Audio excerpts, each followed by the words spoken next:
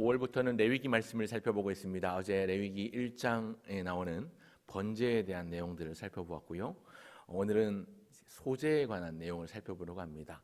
성경에 나오는 5대 제사가 있습니다. 5대 제사라고 하면 그 목적에 따라서 번제와 소제와 화목제와 속죄제와 속건제로 들 수가 있는데요. 이 5개에 나오는 5대 제사 외에 나오는 단어들, 화제니, 낙헌제니, 감사제니, 서원제니, 전제니, 관제니 이런 제사들은 이 5대 제사 안에 다 사실 포함이 되는데요. 드리는 방법에 따라 분류하고 구분할 수 있습니다. 어제부터 살펴본 레위기 1장부터 이번 주간 살펴보게 될 7장까지는 5대 제사에 대한 제사법과 규례에 관한 내용들이 나옵니다. 어제 살펴본 1장은 번제에 대해서 이야기를 했었고요. 희생제물을 번제단 위에서 온전히 불태워서 그 향기를 하나님께 드리는 제사, 향기로운 냄새를 하나님 앞에 바치는 제사. 이 번제는요, 하나님과의 관계를 유지하고 또 드리는 사람의 헌신을 나타내는 제사라고 할 수 있습니다. 오늘 본문에 나오는 2장 소제에 대해서 말씀하고 있는데, 소제는 특이하게 짐승이나 동물이 아닌 곡식을 주요 제물로 삼아서 드리는 곡물 제사입니다. 하나님께 감사하며 충성을 헌신하는 제사라고 할 수 있겠습니다. 또 이후에 살펴보게 될 3장에는 화목제가 나오는데요. 이 화목제는 하나님과의 화목을 이루고 또 이웃 간의 친목과 친교와 화평을 도모하기 위해서 자발적으로 드리는 제사가 화목제입니다. 그리고 4장과 5장 13절까지는 속죄제에 대해서 설명을 하고 있는데요. 이 부지중에 죄를 지은 사람이 하나님께 죄사함을 얻기 위해서 의무적으로 드리는 제사를 속죄제라고 합니다. 그리고 5장 14절부터 6장 7절까지는 속건제에 관한 규례인데, 속죄제와 비슷하지만 속건제는 조금 다른 것이 하나님께 혹은 이웃에게 해를 끼쳐서 어떤 물질적인 손해가 발생했을 경우에 그 죄를 속죄받기 위해서 드리는 제사가 속건제입니다. 그리고 방금 전에 우리가 읽었지만 화제라는 단어가 나왔죠. 이 화제는 불로 태워서 드리는 제사, 그리고 거제, 요제, 전제 혹은 관제라고도 하는 이런 제사의 종류가 나오는데, 거제는 흔들어서 드리는 제물을 드릴 때 흔들어서 드리는 걸 거제라고 하고요. 또 요제라고 하는 것은 위로 들었다가 내렸다가 하면서 드리는 제물을 말합니다. 그리고 관제라고도 하고 전제라고도 하는 것은 그 모든 것 위에 포도주나 관유를 부어서 남김없이 한 방울도 남김없이 부어드리는 제사를 이제 관제 혹은 전제라고 합니다. 우리가 잘 아는 것처럼 사도 바울이 자기의 인생을 전제의 부음과 같이, 관계의 부음과 같이 비유를 하는 것은 마지막 한 방울까지 남김없이 부어드리는 제사이기 때문에 전제 혹은 관제에 비유했던 것입니다. 오늘 우리가 읽은 본문에서는 이 소제에 대해서 언급을 하고 있는데요. 모든 이 구약에 나오는 제사, 제도, 제사법 이런 것들이 다 하나님을 위해서, 하나님을 향해서 드리는 제사입니다. 어떻게 보면 오늘날에 우리가 드리는 예배나 혹은 헌금 이런 모습들과는 그 모양과 용도가 굉장히 많이 다른 것처럼, 많은 차이가 나는 것처럼 보입니다. 하지만 그 원리에 있어서만큼은 같습니다. 어떤 마음으로 준비하고 어떤 중심으로 드리는가, 오늘 우리에게 주신 말씀을 통해서 우리가 마음에 새겨서 우리가 하나님 앞에 예물을 드릴 때, 또 하나님 앞에 예배를 드릴 때에 우리가 드리는 예물이 거룩하고 흠이 없는 예물이 되기를 원합니다. 우리가 드리는 예배가 하나님 앞에 온전히 하나님이 기뻐하시는 향기로운 예배가 되기를 소원합니다. 이 향기로운 냄새다라고 어저께 우리 1장에서도 표현이 나왔는데, 하나님 앞에 드리는 제사에 하나님이 가장 기뻐하시는 것에 대한 표현으로 향기로운 냄새라는 표현을 사용하곤 합니다. 오늘 본문에서 나오고 어제 본문에서 나왔는데, 하나님께서 기뻐하시는 예배, 하나님께 기뻐하시는 제사를 향기로운 냄새로 받으시는데, 우리의 예배, 우리의 예물이 향기로운 제물, 향기로운 예배가 되기 위해서는 어떻게 해야 할까요? 첫째로 기억할 것은 순전한 마음으로 드리는 것입니다. 순전한 마음으로 드리는 것. 우리가 드리는 예물은 단지 돈이 아니라 우리의 마음이 담겨 있지요. 우리가 주일마다 헌금을 하고 또 이런저런 목적과 여러 가지 요긴한 목적과 또 감사와 11조와 건축과 선교와 이런 헌금들을 드리는 것은 단순히 그냥 돈을 하나님 앞에 드린다라는 개념이 아니고요. 우리의 마음을 드리는 것입니다. 예수님도 마태복음 6장 21절에 보면 말씀하시기를 내 보물이 있는 그곳에는 내 마음도 있느니라 이렇게 말씀하셨지요. 우리가 주님 앞에 나와서 예배를 드리고 또 예물을 드릴 때에 그 안에는 우리의 중심이 담깁니다. 그렇기 때문에 어떤 마음으로 드려야 되냐면 순전한 마음으로 드려야 합니다. 본문 11절을 보시면요, 11절을 같이 한번 읽어보겠습니다. 11절입니다. 같이 읽겠습니다. 시작. 너희가 여호와께 드리는 모든 소제물에는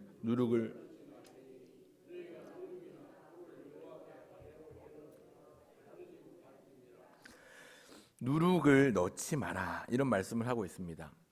여기 나오는 이 누룩은 불순한 마음의 상징적인 표현입니다. 누룩을 넣으면 그것이 부푸는 효과를 가지고 되어 있죠. 일종의 곰팡입니다. 효모라고 우리가 빵을 만들 때도 이 빵을 부풀게 하기 위해서 효모로 발효시킨 그런 베이킹 파우더를 넣지 않습니까? 그런 것처럼 누룩을 넣지 말라고 말씀하고 있는데요. 누룩은 불순한 마음의 상징의 표현입니다. 부풀게 하는 것이고 그게 변질을 가져오게 되는 것이지요.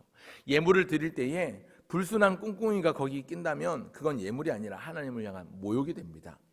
여러분, 누군가에게 우리가 너무나도 감사한 마음으로 선물을 하지 않습니까? 선물을 할 때는 보통 대가를 바라지 않고 베푸는 것을 선물이라고 합니다. 그런데 상대방에게 뭔가 대가를 바라고 주는 선물은 더 이상 선물이 아니라 그때부터는 뇌물이 되는 것이죠. 하나님께 어떤 대가를 바라거나 이런 게 아니라 감사의 마음을 담아서 순전한 마음으로 드리면 그것이 향기로운 제물이 될 것이지만 뭔가 끼어있고 불순한 의도가 더해진다면 그것은 하나님을 향한 뇌물, 즉 하나님에 대한 모욕이 되는 것입니다.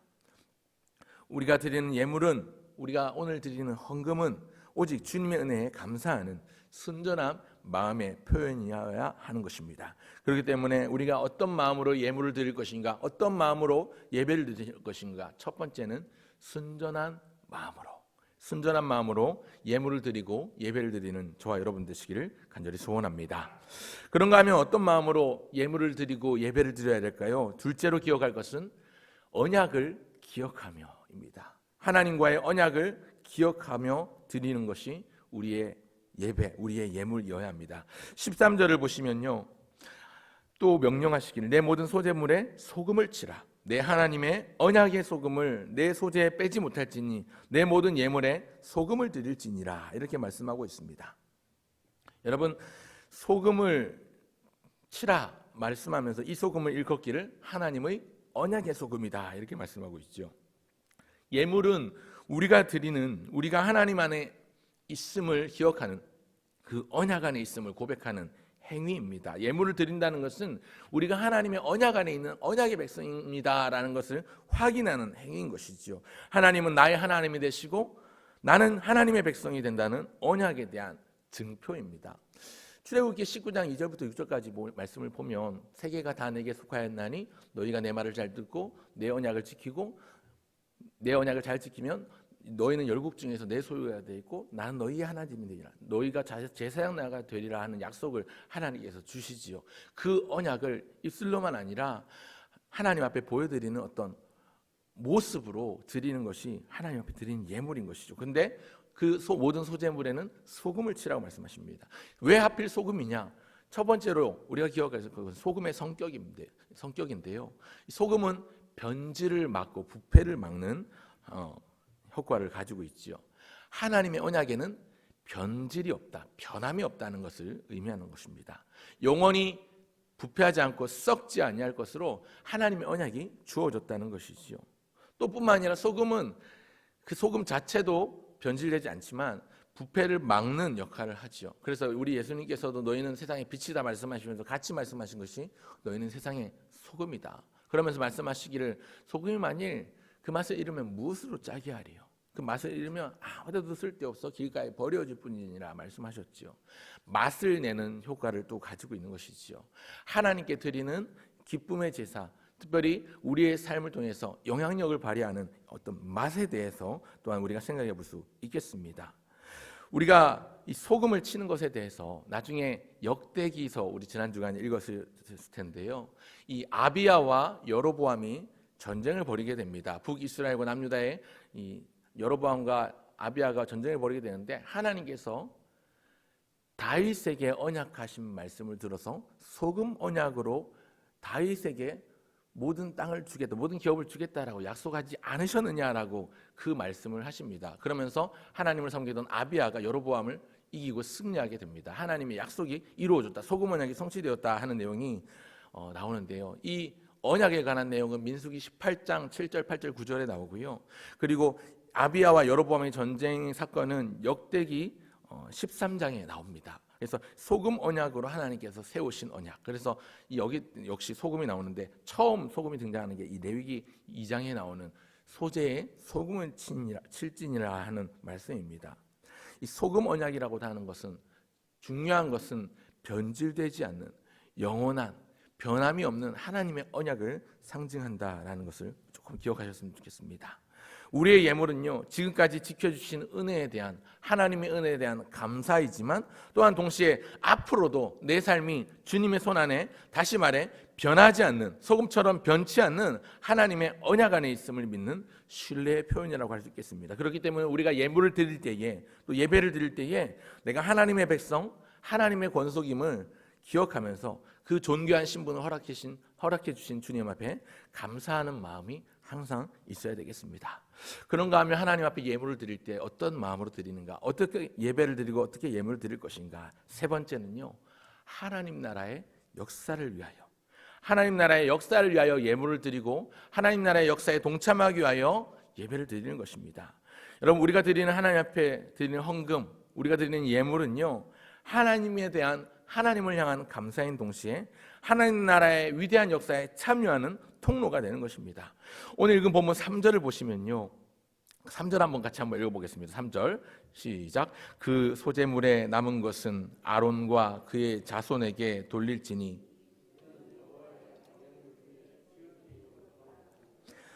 여호와께 드리는 제물 가운데 지극히 거룩한 것으로 말씀하기를 아론과 그의 자손들에게 돌릴지니라 말씀하고 있는데, 당시에 이 제사를 집례하던, 제사를 관장하던 사람이 아론과 그의 자손들, 즉 제사장들이지요.